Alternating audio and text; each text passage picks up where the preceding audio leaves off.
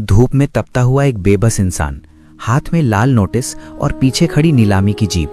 उस व्यक्ति का नाम था हुकुम सिंह। 7 दिन बाद सिर्फ उसकी जमीन नहीं बल्कि उसकी पूरी जिंदगी नीलाम होने वाली थी। ये कहानी शुरू होती है राजस्थान के सीकर जिले के एक छोटे से गांव से।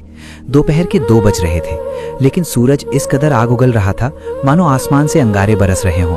धूल भरी लू के थपेड़े चेहरे को छील रहे थे। 55 साल के हुकुम सिंह अपनी ढीली पड़ती धोती का पल्ला संभालते हुए अपने उस खेत के किनारे बैठे थे जो कभी सोने जैसा अनाज उगलती थी।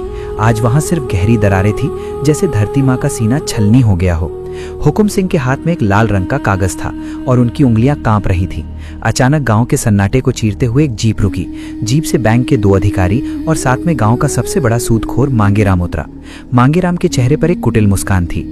अरे ओ हुकुम, अब क्यों जमीन से सटकर बैठा है? ये मिट्टी अब तेरी नहीं रही। बैंक वालों ने इस पर ठप्पा लगा दिया है, अब तो ये नीलाम होगी। हुकुम सिंह: मांगेराम जी, बस 7 दिन और दे दो, मैं कहीं ना कहीं से बंदोबस्त कर लूंगा। ये मेरे बाप दादाओं की जमीन है, इसे नीलाम मत होने दो। बैंक अधिकारी: हुकुम सिंह जी, आपके सिर पर 1 करोड़ का कर्ज है। 7 साल से ब्याज पर ब्याज चढ़ रहा है। 7 दिन बाद इस घर और जमीन की बोली लगेगी। अपना सामान बांध लीजिए। लेकिन जो होने वाला था उसका अंदाजा न उन बैंक अधिकारियों को था और न ही मांगेराम को। आने वाले 7 दिन हुकुम सिंह की किस्मत का फैसला ही नहीं बल्कि उनकी पूरी कहानी बदलने वाले थे। दोस्तों, हुकुम सिंह कोई जन्मजात कर्जदार नहीं थे। वे गांव के सबसे मेहनती और ईमानदार किसान थे। लेकिन पिछले 10 सालों में वक्त ने ऐसी करवट ली कि मजबूत से मजबूत इंसान भी टूट जाए। राजस्थान की रेतीली धरती में पानी ही सबसे बड़ी दौलत है। हुकुम सिंह ने अपनी पूरी जमा पूंजी लगाकर पहला ट्यूबवेल खुदवाया, पर पानी नहीं निकला। फिर दूसरा, तीसरा, चौथा, एक के बाद एक 5 ट्यूबवेल सूखे निकले। 1000 फीट तक ड्रिलिंग मशीनें पाताल को चीरती रहीं, लेकिन निकला तो सिर्फ खारा पानी। ऐसा पानी जिसे ना इंसान पी सके ना फसल सह सके। हर विफल ट्यूबवेल के साथ हुकुम सिंह पर 2 से 3 लाख का कर्ज बढ़ता गया। मुसीबत यही नहीं रुकी। हुकुम सिंह का बड़ा बेटा रोहित अचानक एक ऐसी गंभीर बीमारी की चपेट में आ गया जिसने घर की बची कुची उम्मीद भी हिला दी।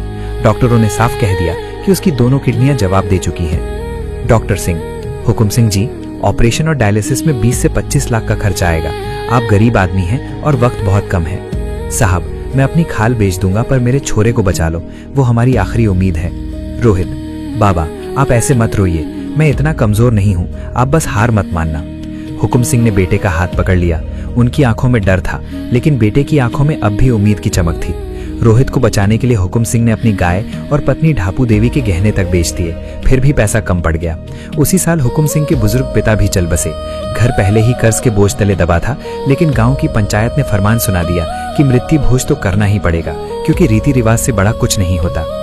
ढापू: घर में दाना नहीं है, अस्पताल का बिल बकाया है, इतने लोगों को भोज कैसे कराएंगे? क्या लोग हमारी मजबूरी नहीं समझेंगे? हुकुम सिंह: यहाँ हालात नहीं, रस्में देखी जाती हैं। अगर भोज नहीं कराया तो बिरादरी बाहर कर देगी और लोग सामने से ताना देंगे। हुकुम सिंह: मैं अपमान सह लूंगा, पर बापू की आत्मा पर उंगली नहीं उठने दूंगा। मुझे मांगेराम के पास जाना ही होगा। मांगेराम ने मौके का फायदा उठाकर 5 लाख का कर्ज दिया, लेकिन ब्याज की दर ऐसी रखी जिससे निकल पाना नामुमकिन था। इसी बीच हुकुम सिंह का सगा भाई भंवर सिंह, जो शहर में बस चुका था, गाँव आया। भंवर भाई, तू चिंता मत कर, मैं शहर के बैंक से बड़ा लोन दिलवा देता हूँ, सारा कर्ज उतर जाएगा। बस इन कागजों पर अंगूठा लगा दे, ये तो सिर्फ कागजी कार्रवाई है। हुकुम सिंह ने अपने सगे भाई पर भरोसा किया। उन्हें क्या पता था कि भंवर सिंह ने उन कागजों में पावर ऑफ अटॉर्नी और जमीन अपने नाम करने के दस्तावेज छुपाए थे।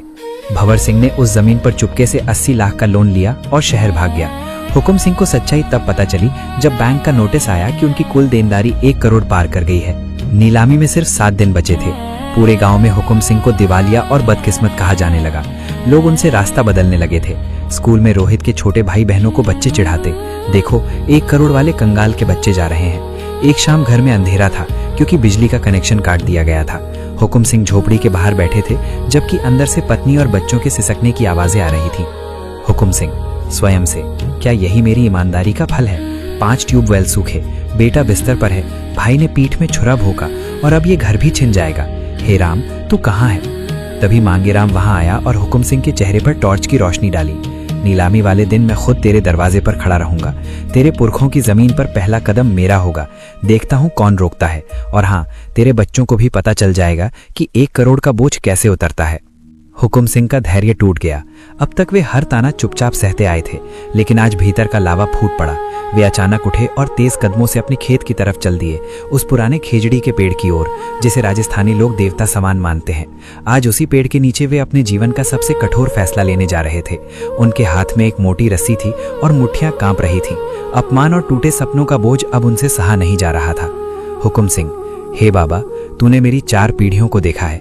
आज मैं तेरे साए में ऊपर वाले के पास जा रहा हूँ। शायद मेरे जाने के बाद सब ठीक हो जाए। वे रस्सी का फंदा बनाने ही वाले थे कि अचानक एक तेज धूल भरी आंधी चली। आंधी इतनी प्रचंड थी कि खेजड़ी की जड़ के पास की मिट्टी उड़ने लगी। हुकुम सिंह का पैर फिसला और वे नीचे गिर पड़े। गिरते ही उनका हाथ किसी सख्त चीज से टकराया। उन्होंने देखा कि मिट्टी के नीचे एक पुरानी जंग लगी लोहे की डिबिया दबी थी। कांपते हाथों से उन्होंने डिबिया खोली। अंदर उनकी माँ का एक पुराना लॉकेट था जिसमें बाबा श्याम की छोटी सी तस्वीर थी और साथ में एक पीला पड़ चुका कागज था। उनकी माँ ने दशकों पहले लिखा था, हुकुम, अगर कभी जिंदगी के सब दरवाजे बंद हो जाएं तो हारे के सहारे के पास जाना। वो अपने भक्त को कभी खाली हाथ नहीं लौटाता। हुकुम सिंह की आंखों से आंसुओं का सैलाब बह निकला। उन्होंने रस्सी फेंक दी। बाबा, माँ ने कहा था तू हारे का सहारा है। मैं तो हार की आखिरी सीमा पर खड़ा हूँ। अब या तो मेरी लाज रख ले या मुझे रास्ता दिखा गए। उसी वक्त गांव के बाहर सड़क पर एक काली गाड़ी रुकी जिस पर लिखा था भारतीय राष्ट्रीय राजमार्ग प्राधिकरण। लेकिन हुकुम सिंह को इसकी खबर नहीं थी। वे उसी रात नंगे पैर खाटू धाम की ओर चल दिए। सीकर से खाटू की दूरी बहुत ज्यादा नहीं थी, लेकिन एक टूटे हुए इंसान के लिए हर कदम अंगारे जैसा था। 2 दिनों तक बिना खाए पिए वे चलते रहे। पैर सूज गए, छालों से खून बहने लगा, लेकिन होठों पर सिर्फ एक ही नाम था, जय श्री श्याम। उधर गांव में खलबली मची थी। एक नए तहसीलदार विक्रम सिंह ने कार्यभार संभाला था। वे एक ईमानदार और सख्त युवा अधिकारी थे। जब उन्होंने रिकॉर्ड देखे तो उन्हें हुकुम सिंह की फाइल में गड़बड़ी नजर आई।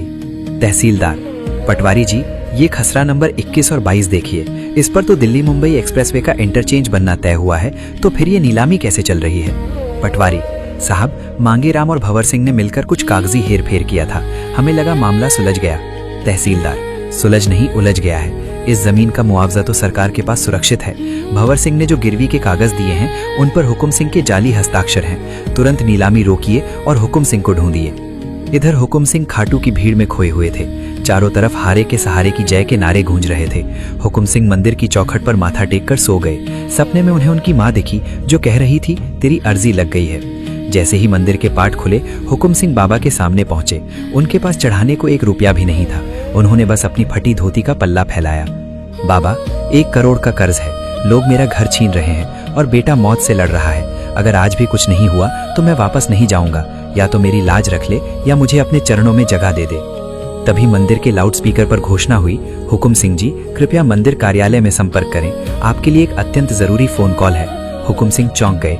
उन्हें लगा शायद किसी और का नाम होगा, पर आवाज फिर गूंजी। एक कर्मचारी उन्हें कार्यालय ले गया। कांपते हाथों से हुकुम सिंह ने फोन पकड़ा। तहसीलदार, हुकुम सिंह जी, राम राम। घबराइए मत, आपकी जमीन की नीलामी रुकवा दी गई है। आपके भाई के फर्जीवाड़े का पर्दाफाश हो गया है। दिल्ली मुंबई एक्सप्रेसवे का मुख्य चौराहा आपकी जमीन पर प्रस्तावित हुआ है। सरकार ने आपकी जमीन का मुआवजा बाजार भाव से 4 गुना यानी 5 करोड़ 70 लाख रुपए तय किया है। मांगेराम अब हवालात में है। हुकुम सिंह के हाथ से फोन फिसल गया। वे मंदिर के ठंडे फर्श पर घुटनों के बल बैठ गए। ये हार के नहीं बल्कि राहत के आंसू थे। उन्होंने बाबा की मूर्ति की ओर देखा और माथा टेक दिया। जब हुकुम सिंह गांव लौटे तो नजारा बदला हुआ था। तहसीलदार और बैंक मैनेजर वहां मौजूद थे। मांगेराम और भंवर सिंह पुलिस की गिरफ्त में थे। हुकुम सिंह ने सीधे अपने घर जाकर पत्नी और बच्चों को गले लगाया। हुकुम सिंह, भाइयों, ये 5 करोड़ मेरी मेहनत के नहीं, बाबा श्याम की कृपा है। मैं इसमें से 1 पैसा भी ऐशो आराम पर खर्च नहीं करूंगा।